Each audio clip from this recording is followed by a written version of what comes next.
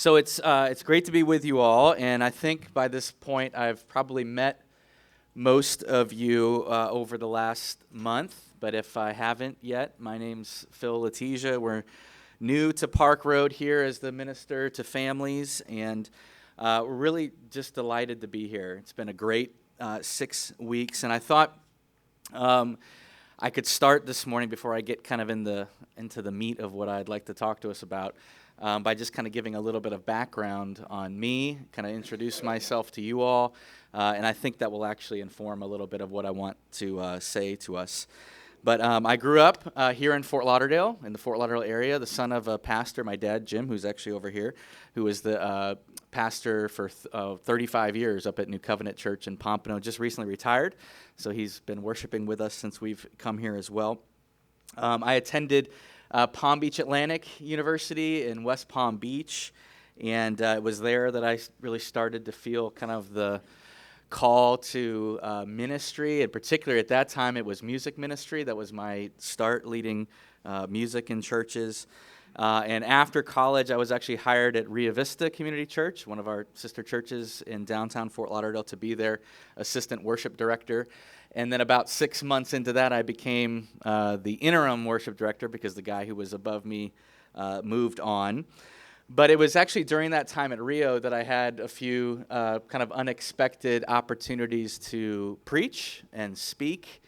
And before that, I kind of felt like music was going to be my trajectory. I hadn't really thought of anything outside of that for myself, but I started to have some key people in my life and key people there that were saying, hey, you should really think about and consider teaching and preaching. And so I took that in and decided that it was time for me as a single guy at the time to go to seminary. And so I enrolled at Reformed Theological Seminary and started my journey. At the same time, I left Rio Vista with Rick Hunter, who you all know, who grew up in this church, to plant City Church Fort Lauderdale in downtown. And so I worked with him as his intern, which was quite an experience, of course, if you know Rick. That's a joke. Worked in his coffee shop and was going to seminary. That was kind of my 20s. That was my life. It was a great time. But after completing seminary, getting ordained in 2000, I just actually had my 10-year ordained kind of anniversary, whatever you call that, maybe a couple of weeks ago. And I met my wife at the time, Jenny, and we started to really pray shortly after we were married about where we felt God was leading us, what type of ministry He was going to be taking us into. And through our experience in church planting, we felt that pull. We felt God was leading us to be church planters. And so we went through the process of raising money and getting assessed, and eventually through a lot of help from a lot of churches in the area, and TJ was a part of kind of my extended team of support, we started City Church in Wilton Manors. And if you're familiar with Wilton Manors, just a little village north of downtown Fort Lauderdale, one of the highest LGBT populations in America there in Wilton Manors now. And we were on that project for about 6 years. Enjoyed a wonderful season of ministry, preaching and teaching every week, starting something from the ground up, struggling with something starting from the ground up. And it was actually during that season also that we had our 2 children, who's Oliver, who's 7, and Jane, who's almost 6. And their early childhood brought a number of unique challenges into our life, and I'll talk about some of that a little bit later this morning. But in 2016, after being in Wilton Manors for about 5 or 6 years, we just kind of sensed that God may be doing something differently. We had been on the ground there and had great ministry, but had also a tremendous amount of struggles just getting it going, butting up against tremendous kind of outside pressure from the community. Nothing significant, but just to get the traction that we needed to see that congregation kind of take root for the long term was a struggle. And so you never start a church planning or thinking about the way it will end, or the funeral of the church, if you will. But in 2016, we came to that hard decision that it was time, we felt, to bring it to a close. and went through a healthy process of that. It was a very emotional thing for us. It was a dream to kind of let go of. And so we prayed what God would do with us next, how he was going to lead us. And thankfully, very quickly, we had a congregation up in Boynton Beach, a PCA congregation, call us, pursue us to be an assistant pastor there. And it was a great season of about 3 years for us to kind of be as a family and rest and heal and kind of lick our wounds a bit and grow as a family with young kids. And in the middle of the 5 years that we were planting in Wilton Manors, I actually began a PhD program at the University of Aberdeen in Scotland, which I've completed my 4th year of. I'm about to begin year 5, which means I'm full on now in dissertation writing mode. So I covered your prayers over this next year. And it's partly what I want to share with you this morning, partly tying it to our personal story also. But my studies are actually in the area of practical theology, and particularly looking at the subject of Christian discipleship and people with profound intellectual disabilities. So people who do not have the capacity for verbal language, who don't have the capacity for intellectual growth of some kind. And so how do we perceive them to be followers of Jesus? And what is it about the way that they follow Jesus that may be instructive for the ways that we should be following Jesus? And so that's the project that is before us. And I say all of that as introduction because I do think it forms a good background of what I'd like us to consider here this morning. I know that recently, because catching up on a lot of things that have happened around here, TJ's been helping me, Ronaldo's been helping me. Recently, the men, you have kind of studied or spent some time thinking about the subject of friendship. And I want to piggyback off of that today just a bit by thinking about friendship in relationship to the subjects of time and lament and care for one another. And I think as men, no matter what age we are, we have all faced the very difficult circumstances of other people, the people around us, the people we engage with. And I'm sure many times over, we've felt inadequate to be able to come up with the answers for the questions that people have or the questions that friends have. How are we to respond to these questions? And I kind of want to start by saying that's okay. It's okay to feel that inadequacy. It's okay to feel like maybe I don't know what to say at all. I heard someone tell a story that I found very freeing, very helpful. And it was the story of someone who awakened in the middle of the night, who was involved in ministry, awakened to a phone call. That's what we often think about in the ministry life. And on the other end of the phone call was a friend who was experiencing in that moment a monumental tragedy. And he said, this person who was telling the story, that in that moment on the phone, he realized how utterly unprepared he was. He went on to say, he realized that he had kind of built an entire life of security, of ease, to kind of protect himself from these types of tragic situations. But in that moment, the real moment of suffering, of evil, he realized that that life that he had built himself was like the emperor's new clothes. It just wasn't there. And because that's the life that I think we all are in some way tempted to try to build for ourselves, we also are incredibly unprepared to deal with the reality, to deal with the suffering of other people, of our friends, of the pain that is in our own lives, let alone the pain that comes into the life of someone else that maybe we're trying to lead or someone we're trying to befriend or care for. And so today I want to raise just a few thoughts of how I think we can care for one another within the reality of the world, not to give you the answers, but to hopefully just kind of get us thinking about it, okay? So the first thing I want us to think about, and this may seem obvious to us, obvious to you, but friendship takes time. It takes time. Truly caring for one another takes time. And it's not just the amount of time, it's the idea that we need to kind of shift our whole understanding of time. St. Augustine, who was one of the great church fathers, actually said that time is fallen. Time itself is fallen. And essentially what he's saying is that time comes into being with creation, with the human experience, and with the fall, time falls with creation. And so because of that, there's often this very fundamental problem with the way that we use time, the way that humans experience time. We buy time, we sell time, we abuse time, we don't do some of the wonderful things that we want to do in life because we just don't have enough time. And there's something obviously very wrong with that. I came across I was toying with showing it this morning, but it's a little bit too long. There's this wonderful 10-minute short film called 10 Glorious Seconds. And it takes place in the living room of an elderly couple, and it's very obvious that the man has profound dementia.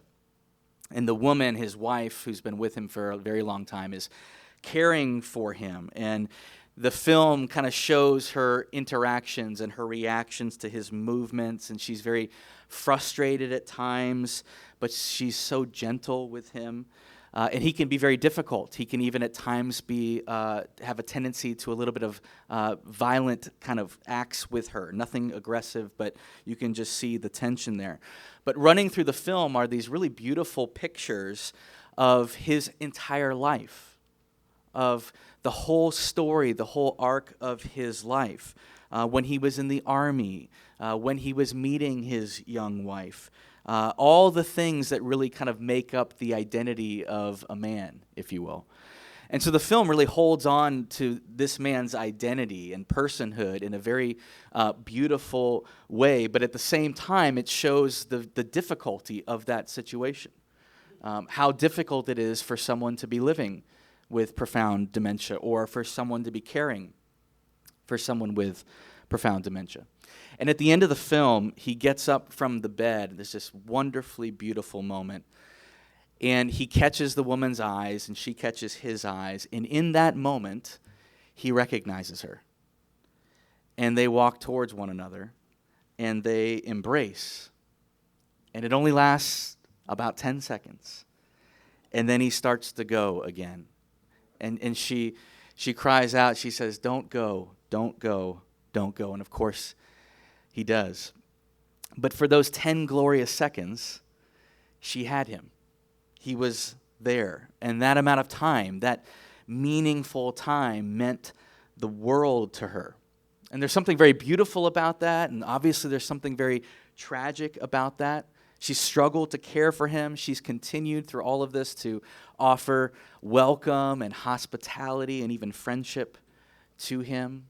But those 10 glorious seconds were the meaningful amount of time that she was experiencing. And when you start to spend time with people who have intellectual disabilities in particular, which is one of the ways that God has turned my life in the last 5 or 6 years, or people with some form of dementia, if you have that experience in your family life or with friends, one of the things you begin to instantaneously realize is that you have no other option than to slow down. That you have to see time differently.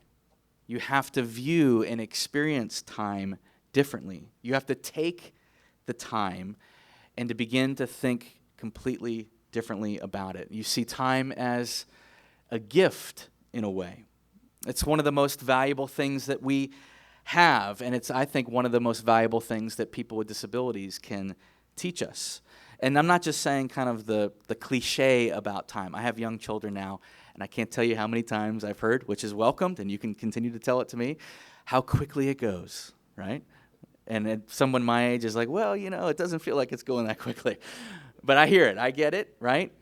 It does go fast. And so we have to recognize the power and the gift of time. So our understanding of time actually needs to go through a type of redemption.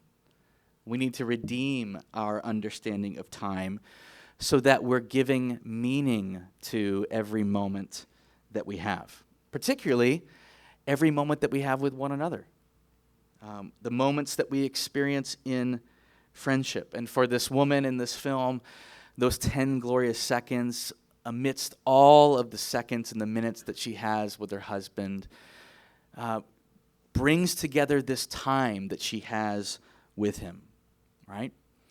And so with that, friendship being kind of starting thinking about the ways that we experience time, we recognize that we have to think about it differently. We have to think about time differently in the way we spend it with one another. And when you do that, when you begin to think about time differently, I think it allows you to do something that is very needed when the reality of the world hits, and that's to lament with one another. And this is more of a biblical term that we think about. We certainly consider it in the book of Psalms, this idea of coming alongside each other and lamenting or grieving. And the temptation that so many of us fight, especially men, I think, is that when we're met with someone else's need or suffering or problem, our temptation is to try and fix it, or to try and answer for it, or to try to answer for God, to step into that and to try to give some reason for what God may be up to to give some reason for why this something has happened. And when we do that in some way, whether we realize it or not, we're kind of putting, as C.S. Lewis said, God in the dock, putting God on trial, as if he needs to be defended in some way. And so we find ourselves thinking about all of these questions. It's actually what philosophers and theologians over the centuries have called theodicy, the idea of putting God on trial, of trying to speak for the reasoning of God. And in fact, it can be very dangerous to do that. Yet that's the temptation that we have. And in fact, some of the greatest damage that we probably have inflicted on one another in those moments of trial and evil and suffering comes from this desire that we need to do something. We need to speak. We need to say something for God, to offer some type of explanation. And in the end, when we do that, often we can actually make matters worse. We can say things that we don't quite understand. We can say it the wrong way. We can not be as kind or compassionate as we need to be. We've all done it, I'm sure. Maybe some instances are even flashing back in your mind now. That's why all care and friendship, I do believe, begins with lament. And we should be relieved by that, I think, because it's the most biblical place to begin when we experience trouble or trial. That when we're overwhelmed, when something happens in our life that we don't understand, or something happens in the life of a friend that we don't understand, we are free to basically say, I don't know what to say. And if you don't know what to say in those moments, I would say, good, that is okay. Many times that's exactly the right posture to take with one another, with our friends, that we are just simply there. And I'm always floored by how much of this we see in the Psalms. We see the psalmist taking up this posture of lament, where the psalmist brings his pain and suffering before God, right into the face of God, and asks God to just take it, to just hear it. Listen to these words from Psalm 13. This is verse 1. How long, Lord? Think about the desperation of these words. How long, Lord, will you forget me forever? How long will you hide your face from me? How long must I wrestle with my thoughts and day after day have sorrow in my heart? How long will my enemy triumph over me? Look on me and answer, Lord my God. Give light to my eyes, or I will sleep in death. That's pretty dark. It's pretty desperate. And that language may sound very extreme to us when we read it on the page of Psalm 13 in our Bible. But that's exactly what the desperate call in the middle of the night sounds like, right? That's what happens when we get that text message from a friend, or that's what the diagnosis of cancer sounds like. The language that we use when a son has gone off the rails, been arrested. How do we cry out? And the beauty of the Christian life is that right there, that is the posture that we're meant to take with God, and it's actually the posture I think we're invited to take with one another. And the Christian life invites us into relationship and friendship with each other so that the my crying out, this is my crying out to God, becomes the we crying out. We cry out to God together in those moments, in our church, in our small groups, in our families. Our individual cries have the opportunity through this fellowship to become our together cries. And I think that is something that grates against men. It grates against our desire for autonomy, to live the individual life, to be our own men. We want to be ourselves. And just by being here this morning, I just want to remind you that you are swimming against the cultural current right now, just by gathering here this morning and seeing this as valuable, that the camaraderie and the fellowship that we're experiencing is something of use and value to our lives and our spiritual lives.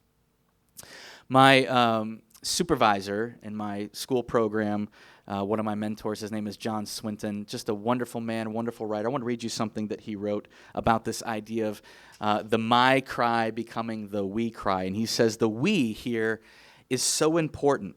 Pain and suffering have the ability to crush even Christians. The importance of we is that even when an individual is struggling, the community to which the individual belongs carries and sustains him. When the sufferer cannot reach Jesus, this is one of my favorite things I've ever read right here. When the sufferer cannot reach Jesus, his friends open the roof of heaven and drop him down at the feet of Jesus in prayer, worship, and friendship. Lament requires a context of friendship and community that will sustain and enable an individual to move from lament to joy. Our task as friends, when you can't see Jesus in that moment, is to lower you down through the roof like the man in the Gospels at the feet of Jesus, to bring you there, to lament with one another. And to truly care for someone, I think, is to do that, is to come alongside each other in that way, to sit and cry, to be there at the feet of Jesus with our friends. And really to do anything beyond that risks being dangerous. To saying something, to try to give explanation, risks being harmful. But here's what lamenting together does. Remember Psalm 13, right? Cry out, the my cry becomes the we cry. But look what happens in Psalm 13, verse 5. It goes on. The psalmist says, "But I trust in your unfailing love. My heart rejoices in your salvation. I will sing the Lord's praise, for he has been good to me." It's beautiful. And so lamenting together is actually a way, if you see the progression there, lamenting together is actually a way of remembering together, of remembering God's goodness to us.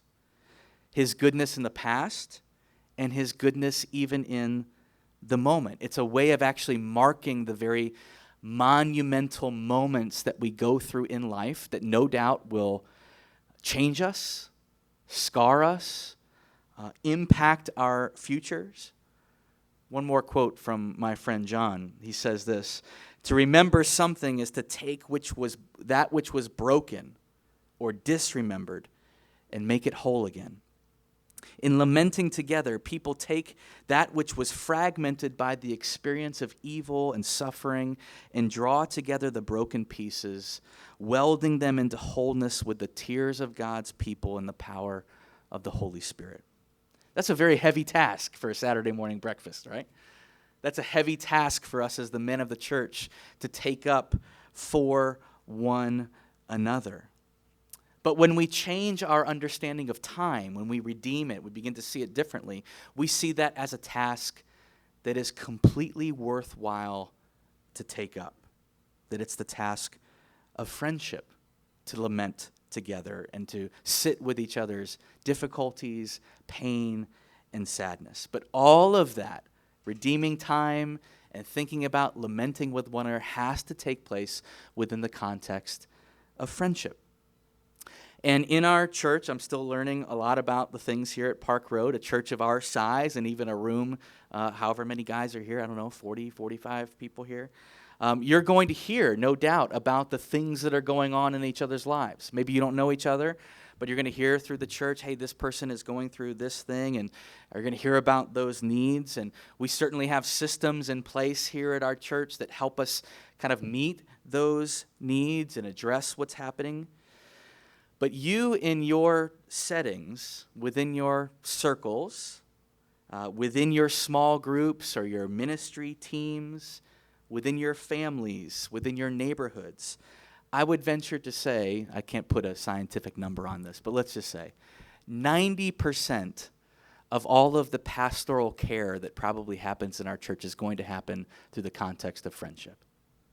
Through you all caring for one another.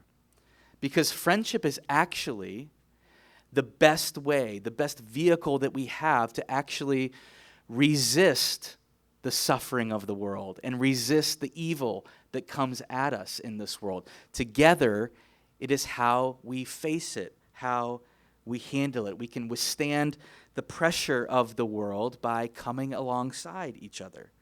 And when I'm tempted, there are others that are there to remind me of who I am and what I believe. When I'm dying with disease, if you're having that experience now or you've had it in the past or with a family member, you are there to come alongside me, to care for me. When the church withstands pressure from the outside world or persecution, we absorb it together as friends in the context of friendship.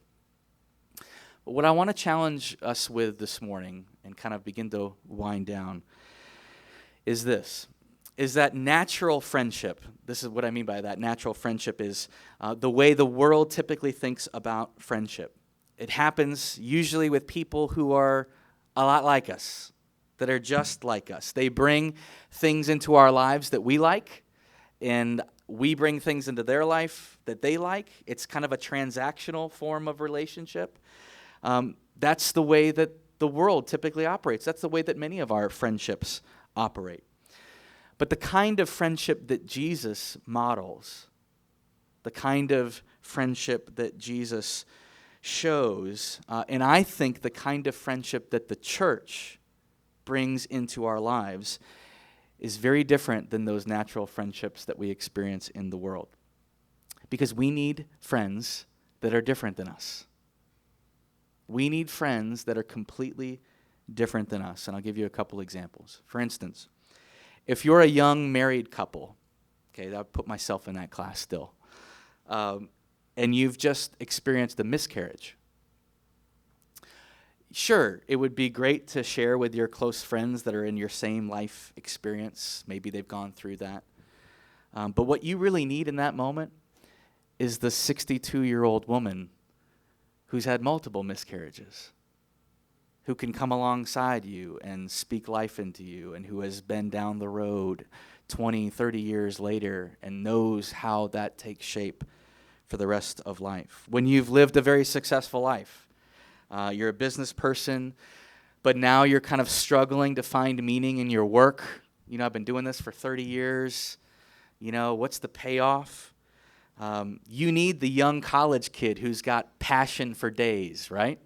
Who's committed to this ideal, and they're just so excited about it. You need that kid in your life to remind you about passion and the meaning that can be found in our work.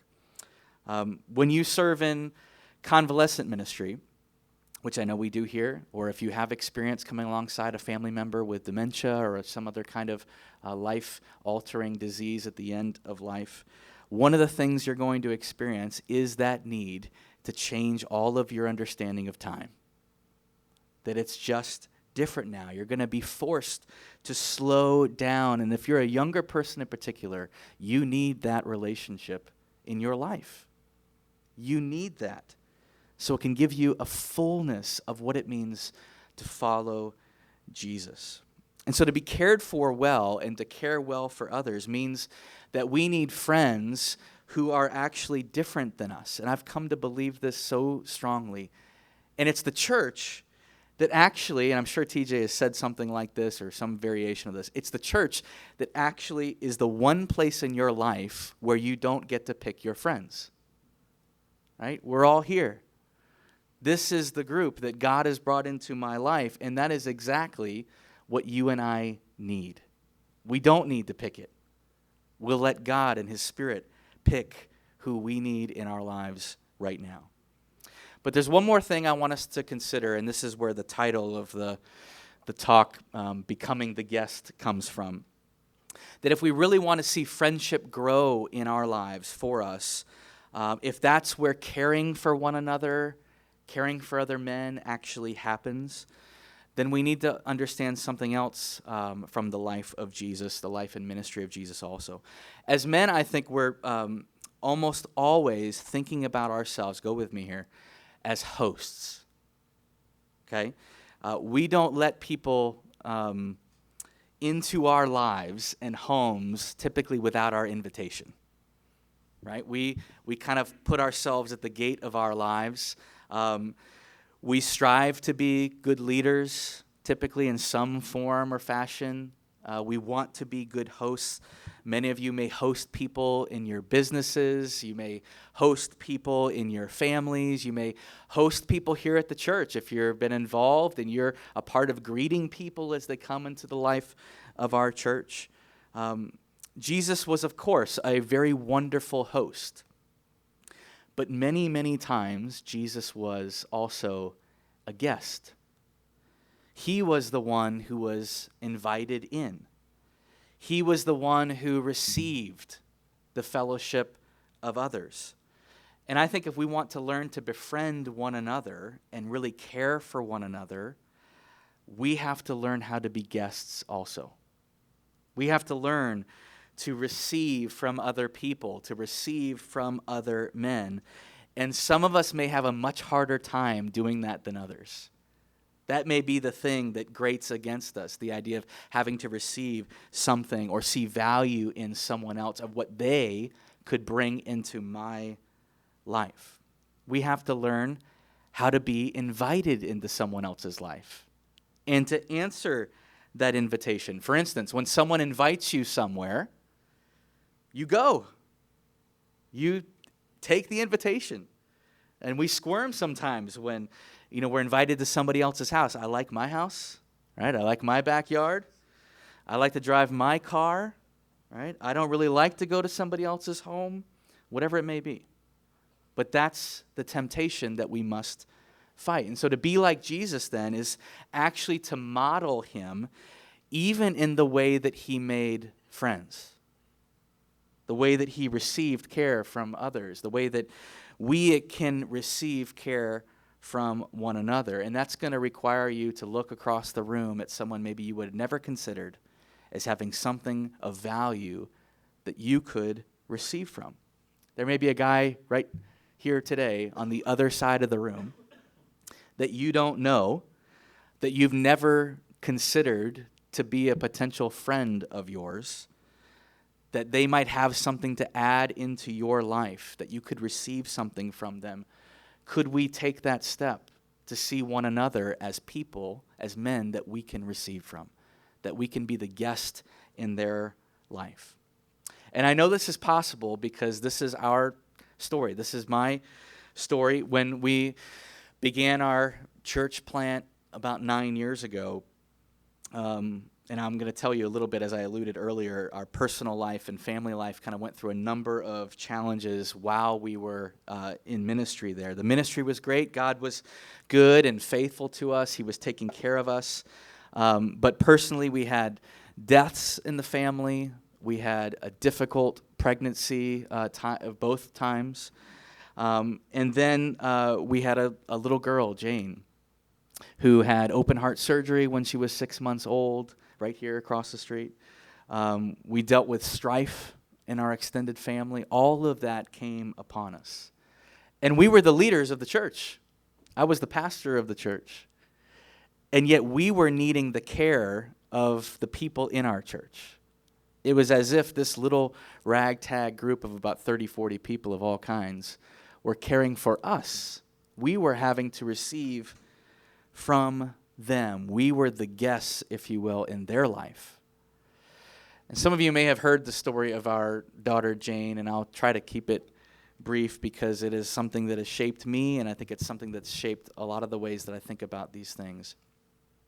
But our daughter Jane is almost 6, and when we were pregnant with her, we began to have some complications. And as you go through, if you've had this experience, you start to go to the weekly checkups, and they're always checking, and we had foregone any kind of neonatal testing. And so we get to the end, and Jane just was not growing at the rate that she should be growing at the very end. And so the doctors became concerned. We found a hole in her heart that we knew we had to follow up on. And so it came down to that, situation. Hey, maybe there could be something else going on, or maybe she's just going to be really small. And so for about 2 months, my mind was racked with possibilities. What could be going on here? What could be happening? The anxiety was going through the roof. And about 2 weeks before her due date, we're laying in bed one night, and my wife starts to feel those contractions, those pains, and so we started timing it out, right? We're kind of waiting for that. You don't want to go to the hospital too soon, of course. And so we're waiting, and finally they get, there. We're throwing our bags together. It's 4:30 in the morning. It's pitch black at night. I got my son sleeping in the other room. And so we make the decision, okay, we're gonna go to the hospital and get in the car and drive. So I take my wife, and she's having the contractions. We're walking down. We lived in a duplex at the time with this long path, walking her down the walkway to the car, and she feels this incredible pain just come over her, and she doubles over. Now, you may know where I'm going with this, but just hold on. So she doubles over, and she says, "It feels like the baby's coming." And I said, "It's not coming. It doesn't happen like that. Don't worry. We're fine. We're fine." So we walk down a little. It passes. We walk down a little further down the walk, and it happens again. She doubles over. She looks down, and the baby's coming. And so I have my keys, my wallet, all this. I just throw them in the side. I get down on both knees, and I put my arms out. And into my arms falls our little baby girl, Jane. All 4 pounds, little 4-pound Jane. And so we're just holding her there, like with terror, and exactly trying to figure out what do we do next. And do we just get in the car and go? Do I call 911? I called 911 because I felt like that was the right thing. We lived, thankfully, right there on Wilton Drive. There's a firehouse right there. They were there in like 30 seconds. The dispatcher says, well, if you can find a way to waddle back into the house and sit on the couch, do that. So we did that. With all 4 hands on this little baby, we waddle back up into the house, sit on the couch. I run out to meet the paramedics. They come in. The baby's born. The baby's out. The baby's out. And they're like, what? They don't understand. So they all come in, determined that she was fine. The baby was fine in the moment. But we had this experience. We're sitting on the couch. They put her in this. I'm looking at John. They have this tinfoil-like thing, to keep her warm. And I got to cut the cord right there on the couch. And if you're ever wondering, this is a little pro tip. If you're ever wondering when you will get your first ambulance ride bill, it's once the cord is cut. Because Jane got her own bill that day. That's right, yeah. But anyways, the crush of that moment, the intense, pressure. We go into the hospital backwards. We registered, but they don't know who we are. And talking to the neonatologist and saying, she's got this hole in her heart. We know that she needs to go to the NICU. She's small. And one of the things I shared with the doctor then that I saw as soon as she fell into my arms was that she had Down syndrome. I could see it right away because I'd been reading about it for a couple of months, wondering if that was going to be the case. And in that moment, I just kind of put it out of my head and went with the adrenaline. But finally, in the hospital, in the NICU, I'm talking, and I said, I think there's a chance, that she may have something chromosomally going on. And he said, which he's not really supposed to do, but since I kind of prompted him, he said, yeah, the first thing I saw when I saw her was Down syndrome. And so I left her. They had to take care of her And I went back to we still had things to do. My wife still had to do some things in the delivery room. And about an hour later, we just kind of fell apart, right? Just this whole wave of emotion and then the reality of that. And we started this new journey. And, 14 days in NICU, open heart surgery about 6 months later. And, into that hurricane of life, our little church that we had cared for us, received us. We were the guest in their lives. Our church was made up of a 95-year-old woman and single people and people from the community in Wilton Manors, 2 couples with young kids, vice president of Nova, just this weird group of people. And they received us, and we needed every one of them. We needed the unique things that they brought into our lives during that season. And what they and others, I think, have helped me to see has changed my life. It's the very thing that's turned my life upside down for the better. And I'm a different person now because of that experience. And I'm a different person because of Jane. And they helped me see in those moments that I needed Jane, that I needed exactly who she was in my life, just as she was made beautifully and wonderfully by God. The world needs every cell in Jane's body that has the extra chromosome. The world needs it. It needs every person like Jane. And what she's doing for me now and what she's doing for our family and what I hope she and others like her will do for our family here at Park Road is to open our eyes to see the world differently. A new world that friendship can make. A world that helps us embrace the image of God in all of its forms and how much we need each other. And that we are God's gift to one another. And that even the precious, glorious seconds of time that we have with one another are so important because that's how we can care for one another. And so I want to close with that. And we can have a few moments to maybe talk about it and kick it around. But to care well for people, to be good friends, is to redeem our understanding of time. And within that new understanding of time, it's to come alongside and lament with each other in pain and suffering and evil, but to do it in friendship. And as men, that's going to be a hard task. It's going to be difficult, but I want to set that before us. That I'm up for it if you're up for it. That the guy across the room that you've not met yet, I think he'll be up for it if you're up for it. That's what we want to enter into. To come into the life and receive from others that you would never expect or dream of receiving from. That's what it means to become the guest. But to do that is to live like Jesus lived. And that's what we want to be about. Amen?